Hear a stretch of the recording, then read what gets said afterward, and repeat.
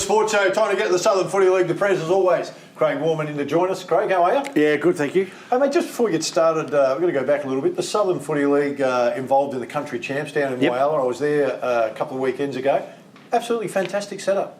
Oh, the community footy do a really, really good job to fit the 6 zones and get all of those games played on the Saturday and then on the Sunday. It's just really, really well won. I'll tell you what amazed me the most, though, the number of coaches that were there scouting to recruit players either into the AFLW or the SANFL, even all the Victorian recruiters. There were a lot of recruiters there. Oh, yeah, very much so. And again, it's a great opportunity for those players that want to put their hand up to play in the concept on both the male side and the female side now.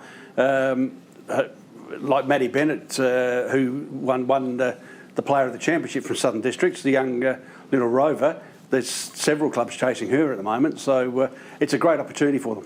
One step further, Craig, I think there was a couple of lads from the Southern Football League that's now in the squad for the country championships, and I think we're playing WA. So that's fantastic. In a couple of weeks' time, Sammy Tharrelson, who's been here on the show, he made the state side, as well as Lukey Mitten, who was also the under-21 player of the championship as well. So it's, as I say, it's a great opportunity for those lads. Of course, Sammy's been with the Adelaide Crows top-up list before, but to play a state game, no matter what level it is, it's a great option. Oh, we miss it at league level. Yeah. I mean, the State of Origin games are a second to none. We don't have that anymore.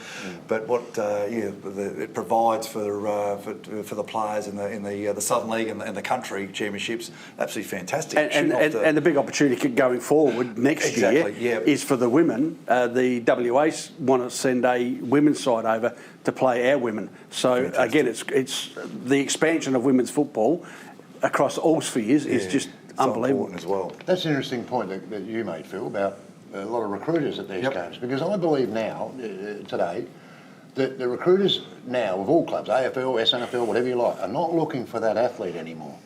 I think they're looking for the natural player, natural footballer. Not before time. There'd be some 18-year-old kids out there that can really play, that are probably playing in the Southern Footy League or playing in one of the affiliated leagues, not with an SANFL club, that just stands out. Yeah. They can just go, hey, that kid in a couple of years' time is going to be very good. Get it. Natural footballers. I remember players being picked purely on their because they can run a time trial in, whatever. Well, beauty. And again, the beauty of that is that they announced the state coach prior to the championship, and Rick McGowan, the ex-Central player, is now the state coach.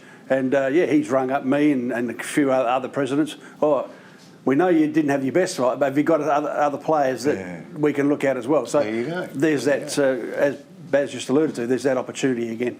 Hey, man, I want to ask you about the Hall of Fame. 125 people at the function, 5 new inductees. Tell us a bit about them. Yeah, it's been going since 2007. We're now up to 115 inductees. The initial one was we inducted 46.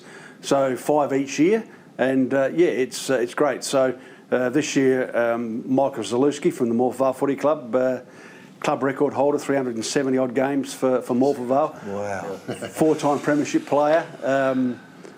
He was an inductee. Scott Mooney, who was a trainer at several of our clubs, and played at Christie's Beach as a junior. Also, Gary Carline, 72 years of age, still running around umpiring junior footy, umpired over 1,000 games. Then we had Norm Bergman from Port Noarlunga, whose playing record and coaching record and administration record. Some of these people have been doing it for 25, 30, 40 years.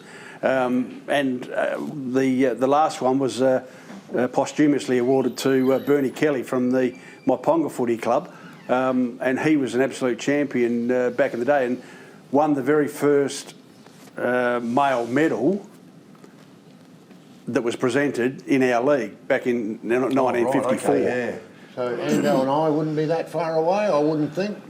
From what? We're in discussions. Yeah, got to be early. Has that name been brought up? Craig, did you bring it up? Any chance? I will. Talk about us. With the red biro. All right, let's talk about you two, blokes, because you want to get onto it. Let's talk about this weekend's game coming up, mate. Ranella. We're playing. Well, before you do that, blokes, do you want to sow the seed a little bit? set the seed. With So that. Last week's effort by the Cove Football Club. Oh, we need All to right, beat let's talk about that. Christie's. Christie's Beach. We led all day. All day except All for day. the last quarter, which is Exactly. fairly important apparently in any sport. Very, very And then important. just took a little touch up anyway.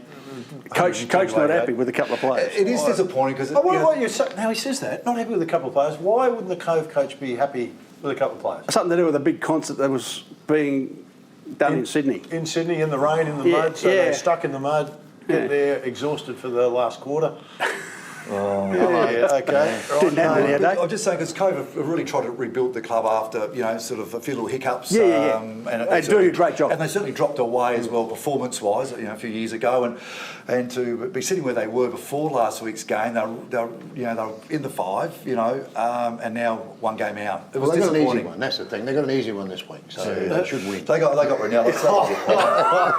Hang on, let's have a look at the score. Ranella Portnalaga last week, an absolute percentage booster. I had the table upside down. Phil, sorry.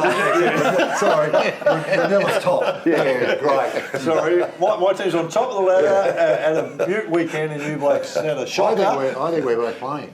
Oh, there's a chance. They saw your coach there, so you might as well have a crack at playing. No good at that. On a serious note, can Cove get Ranella? I mean, you always say you're a chance, but It's the at way they're Ranella, playing at the moment and the way Ranella are playing, it It's- would be unlikely they got to win it to make the finals. It's unlikely.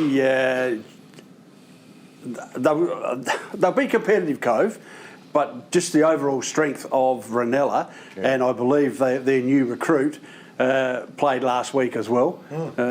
Angus Roundtree, who came from the Eagles. Oh, they can come in after June? Is that No, the he was rule? signed before Okay. June. Who's checking? Look at I'm working with you, mate. Huey and Dewey, honestly. But they also welcome back Tyler Davies, who's been out since pre-season. He's So the back. answer's no, really, isn't it? Yeah, What you're just saying? saying. is no. We're not I said gonna they'll be get close, competitive, are we? but no, they won't win. No, okay. Any chance you blokes want to put a wager on it? And gamble responsibly. I'd rather gamble responsibly. So it's a solid I'm day not from having a both. Not having a bet. Hey, mate, we've run out of time. Always great to catch up. It will be a ripping weekend of Southern Footy League footy. Get down there and support your team. None bigger on the weekend. Cove need all the support they can to get over Ranella. Must-win game. You must be there to watch Ranella win. So we'll give you the results next week. Good on you, Craig. Thanks for coming in. Thanks. Stay with us. Still good.